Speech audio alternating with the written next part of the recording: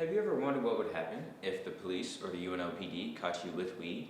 Well, less than an ounce is just a citation, but an ounce to a pound turns into a Class 3 misdemeanor. Sergeant Dave DeBelka of the University Police Department has stated that that is rare to find that much on campus though. Well, if you ask me, my advice would be just to not even start it. This has been Xavier Jackson. Have a nice day. Cornhuskers say farewell as the Nebraska football players meet with their former head coach Tuesday night to say a final goodbye. The team was notified of the firing by an email from the university athletic director. Bo Pelini was dismissed from his position Sunday morning. There has been no statement from Bo to the media or through social media thus far. There is still no word yet on who will be hired as the new head coach of the Huskers. This week commemorates Lincoln's Beer Week, where they celebrate beer brewed in the city's capital. For the second year in a row, local breweries are invited to come down and celebrate their crafts. There are 5 breweries in Lincoln and a total of 20 statewide. The week's events include a tasting and also a festival in front of Jake's Cigars. Good evening, America. My name is Xavier Jackson, and all eyes are on Omaha this evening as the 5th American diagnosed with Ebola lands in the Cornhusker State.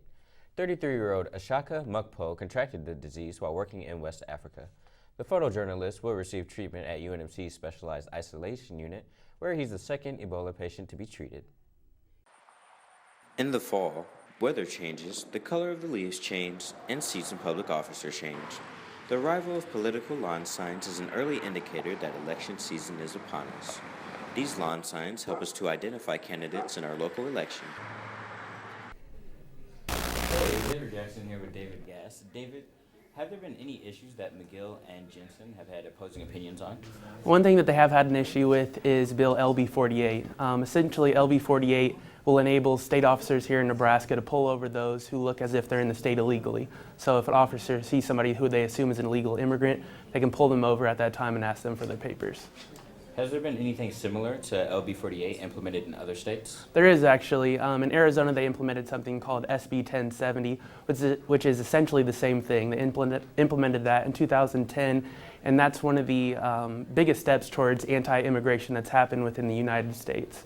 And how's that working out for Arizona? There's definitely differing sides on how people feel that it's going. There's one side who believes that it's kind of racial profiling, while the other believes that it's helping eliminate illegal immigrants within the states. Okay. Thank you for stopping by, David.